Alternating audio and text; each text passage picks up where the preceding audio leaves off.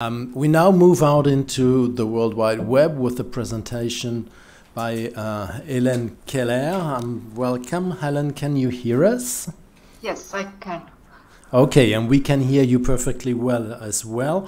Helen Keller has been a full-time judge at the European Court of Human Rights in Strasbourg from 2011 to 2020. She has been awarded an honorary doctorate by the University of Freiburg in 2018 for her contribution to cross-fertilization of doctrine and practice. In 2020, she was awarded a recognition prize for the Foundation of Western Ethics and Herzegovina, Ethics and Culture, and since 2020 she serves as a judge at the Constitutional Court of Bosnia and Herzegovina. So thank you very much for being with us this morning, Helen. We move from science to the courtroom, to the judges. I think the floor is yours immediately. It's up to you. You see my title, Experts and Judges. This is not a dream team, it's rather a mésalliance. And why this is, I only can speculate. But before I do that, just give me a moment and I'll try to give you an overview about what I want to present. I go first in the introduction to speak what is the court or what I mean by that. Then I go to the big issue of admissibility because the scientific question always comes after admissibility. Then on certain facts, usually we have scientific evidence on questions of facts, not so much on questions of law. Then I present from my experience 2 examples that I had, and I come back once again whether there is a possibility to have expertise on questions of law. I quickly go to the questions, are there good and bad experts? Who bears the costs for expertise? Then I try to give an example on expert language and how this has to be translated. And I will conclude and speak about this mésalliance. As I mentioned, there is a certain distrust between judges and experts. I don't know exactly why, but I'll come back to that at the very end. When I speak of the court, I am referring to very specific people behind the scenes. In every procedure, the rapporteur plays a prominent role. For many procedural questions, he or she will make a request to the president, either of the chamber or the grand chamber. The president then formally takes the decision. Often he or she adopts the rapporteur's proposal without discussing. Only for very important procedural steps will the chamber or the grand chamber be convened. In addition to the rapporteur and the president, the registry also plays a central role as a grey eminence. Although the case lawyer does not decide, he or she will submit important questions and proposals to the rapporteur. These suggestions may include that a hearing of the parties or of experts or of witnesses could be ordered. These proposals may, of course, also come from the parties or from third-party interveners. We all know the biggest hurdle at the European Court of Human Rights is admissibility. Over 90% of cases fail on this, very many on the criterion that the case is so-called MIF. This is the internal jargon for manifestly ill-founded. It needs no further explanation that it is only when a case has cleared this hurdle that it has reached a point where the inclusion of experts is possible. If a case is not declared inadmissible in the single judge procedure, most cases by now are communicated in the so-called IMSI procedure. That means in the immediate simplified communication system. This is an important point that many outsiders underestimate. In the IMSI procedure, the government is served with the case with a request to present the procedural history of the case and the facts. The government will do this to the best of their ability. This statement will then be submitted to the applicant for comment. It is important to understand that the facts apply as presented by the government if they are not disputed by the applicant. Because expert opinions often concern facts, not questions of law, it is eminently important to dispute the government's presentation of the facts already at this stage, to submit one's own presentation of the facts to the court, and if necessary, to point out the issues in dispute and the possibility of an expert opinion. If the applicant fails to dispute the facts, the court will adopt the government's version of the facts.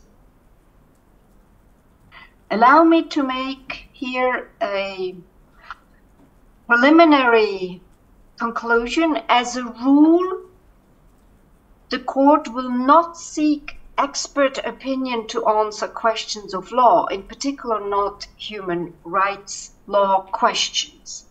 The clarification of legal questions is left to the court, but I'll come back to this when I present the two examples. When certain facts are disputed, the court has various ways of dealing with this uncertainty. In simpler cases, both factual variants are included in the judgment, and the court decides which variant it considers more convincing, sometimes applying certain rules of evidence or reversal of burden of proof. The reversal of burden of proof is typical in cases where the court has to judge the ill treatment of persons in state custody. Sometimes expert opinions obtained by the parties are simply attached to the case file. These expert opinions are read by the case lawyer. However, they are weighted as party opinions and not necessarily as objective opinions, with maybe one big exception, and these are medical certificates. Finally, it sometimes happens that the court asks the party to obtain an expert opinion. This is often the case when it comes to expropriations, and the court needs an expert opinion to be able to determine the compensation for damage that the state should pay to the expropriated person. As a rule, the government will then demand that it may also have the value of the expropriated property estimated in a government expert opinion. More difficult are constellations where more complex issues require expertise. This is the case, for example, when new scientific questions arise. This happens often in the court's practice in Article 8 cases, when medical issues are at stake, such as access to reproductive or abortion techniques, or the authorization of medicines. The climate lawsuits currently pending before the Grand Chamber raise entirely new questions as well. I go to the two examples. In the first procedure, it is Barilla versus Italy from 2015. Essentially, this case dealt with ethically difficult questions of what may be done with surplus embryos that are not used in vitro fertilization. May the state order that the embryos be kept indefinitely? Are the parents allowed to decide about the surplus embryos? What happens if they, among them, disagree? Can research be carried out on these embryos? These are difficult questions, and you may have guessed it. The court was restrained in its judgment and gave the states a wide margin of discretion. However, it seems important to me that various organizations and experts submitted applications for third-party interventions in these proceedings. Third-party interventions offer a low threshold possibility to submit a certain expertise to the court. However, the effect of this expertise is also limited.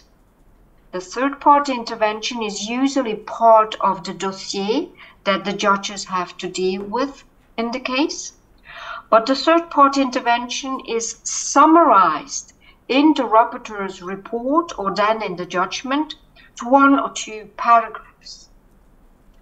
If one is unlucky, this expert opinion will have been read by the case lawyer and the rapporteur, but not by all the judges.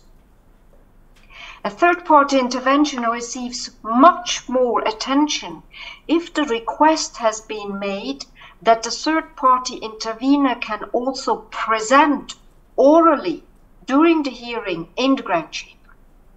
I would recommend this to every expert who has an important message.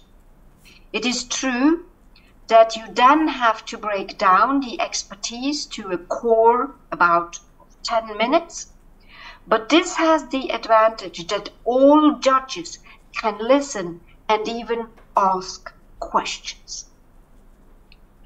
The second case, which required a lot of expert knowledge, was not an individual case but an interstate case.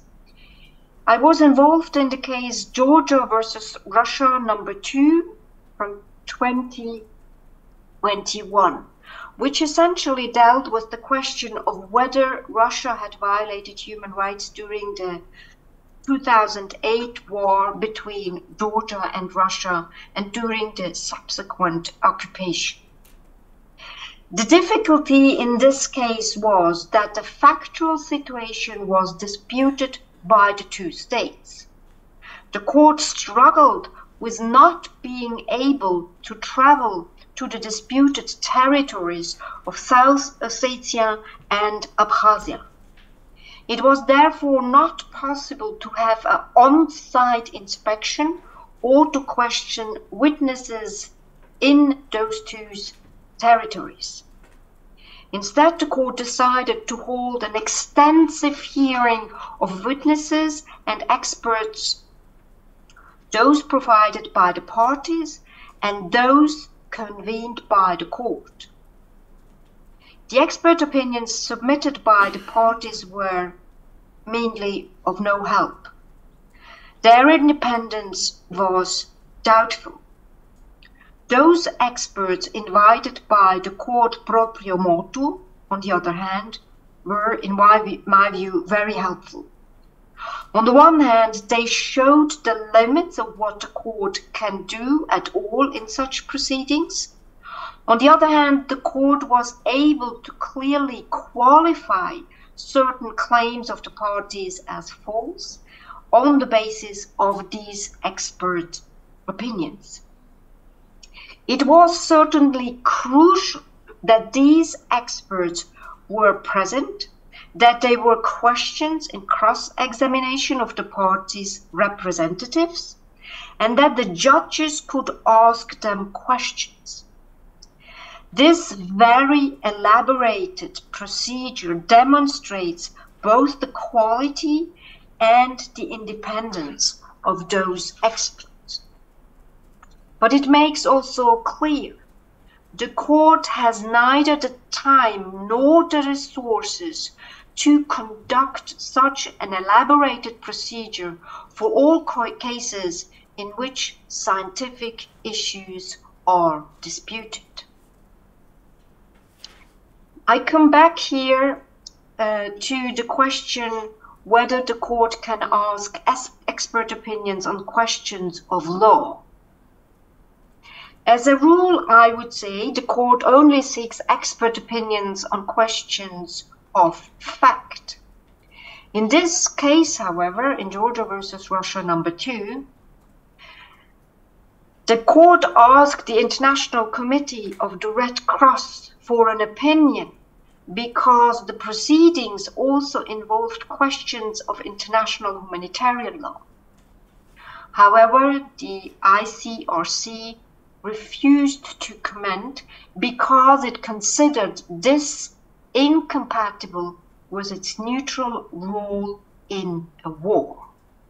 So, exceptionally and theoretically, the court might also invite experts to give his or her opinion on a question of law, but this is the exception and concerns a specific field of law, certainly outside of human rights law. I come to the question, are there good or bad experts? Whether an expertise corresponds to the state of science cannot be answered simply. Experts should be selected according to objective criteria. An affiliation with a renowned university or publications are an indication of that quality. To a certain extent, it is up to the parties to question the reliance of an expert if there is evidence to do so. However, we must not harbor any illusion. The court has no absolute guarantee that an expert is really up to date with the latest scientific knowledge, nor that he or she is truly independent.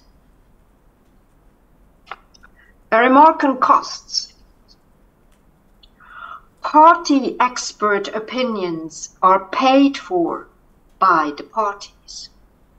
If the court invites an expert, only the expenses are reimbursed.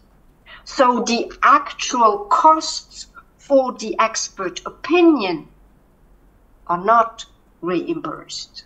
To make it very clear, you do not get rich if you are invited by the court to provide an expertise. Expert language. I would like to use the example of the climate cases pending before the European Court of Human Rights to show that experts and scientists deal with the same or similar question, but they use different terms than lawyers do. It seems important to me that both the judges and the experts learn that they have to translate their own terms into the language of the other group. The different uses of language is one of the big obstacles to judges and experts not always understanding each other easily. Let's take the example of victim status in the Klimaseniorinnen case against Switzerland. The central issue here is whether older women are more affected than others by global warming during hot summers. In the terminology of scientists, this is about statistical excess mortality. These terms have to be transposed from one language to the other, and the lawyers would use the victim status and the vulnerability of a particular group. We can observe something similar if we go to the question whether Article 2 and 3 of the Convention are applicable ratione materiae. Both articles require a certain intensity of the threat. For scientists, this raises the question of the occurrence of risk. With what probability do we have to assume that climate change poses an imminent threat to elderly ladies? For the court, on the other hand, this is a threshold requirement in the context of Article 2 and 3. I come to my last part. Not hate, not love, rather a mésalliance. I come to the question of why judges are suspicious of experts. There are several reasons for this, and it goes without saying that I cannot answer the question for a specific judge, but only formulate my assumptions here in a general way.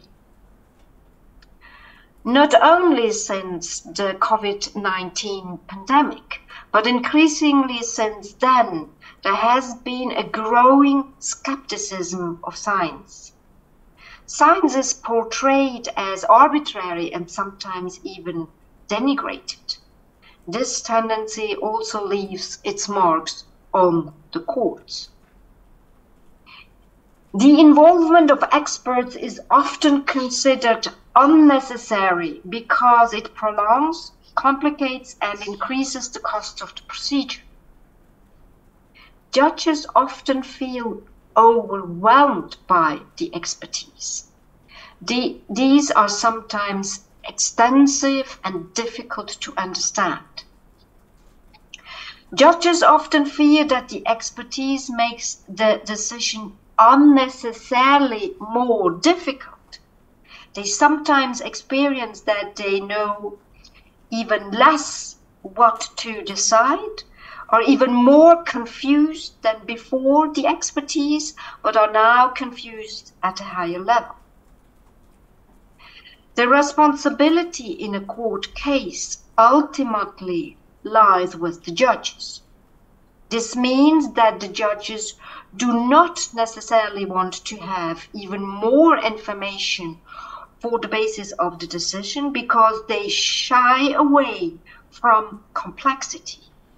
Thus, a certain blinker mentality of the judges towards the expert becomes apparent. I conclude. Expert opinions are used more frequently at the court than one might think. There are very different expert opinions, mainly those of the parties and those obtained by the court. The financial resources for expert opinions are very limited. This limits the choice of opinions from the outset. How favorable the court reacts to a request to submit an expert opinion depends not exclusively, but nevertheless to a quite large extent, on the attitude of the rapporteur. The more favorable he or she reacts to such requests, the greater the chance that the expert opinion will be admitted to the court. Experts have various possibilities to get in touch with the court. Third-party interventions is a low-threshold opinion. Here the request comes directly from the experts.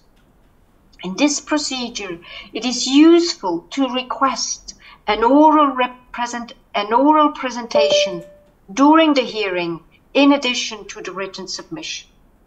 This is the only way to get into an exchange with the judges. The expert can also contribute their expertise via the party's submission. However, a party submission is always read with a certain skepticism. Finally, in rare cases, the court invites experts itself.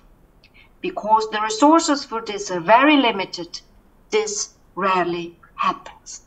I thank you for your attention.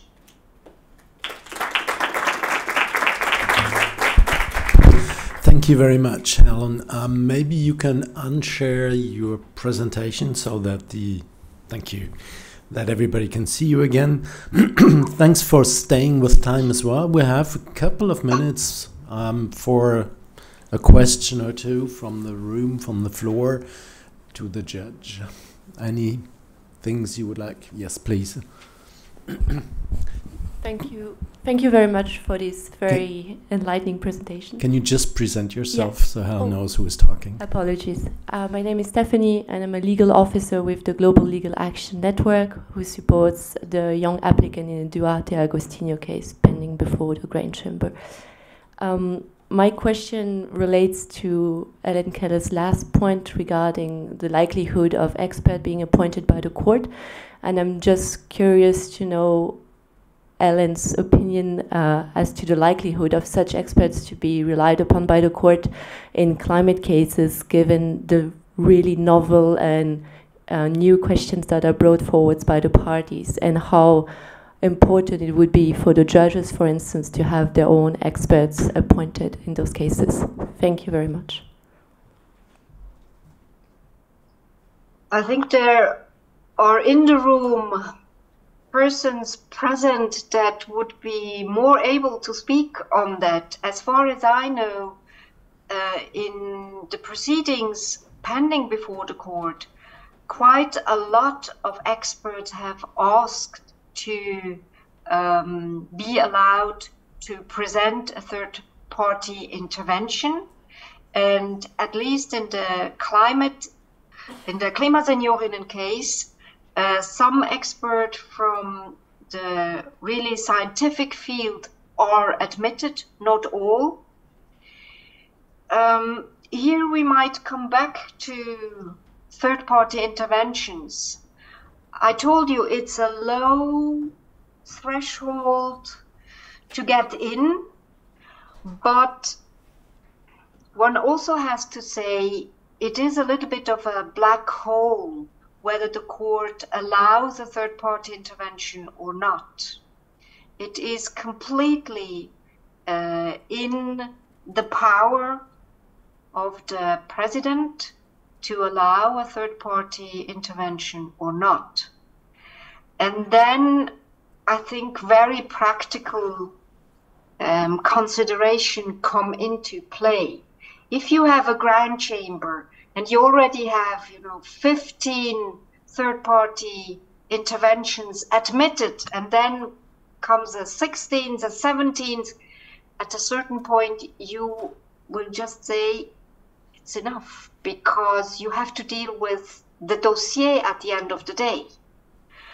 So, I would say try to get in, try to say it is really an important issue, and try to say it is so important that it would be useful to present the main message during the oral hearing, but you have no guarantee, no right to do that.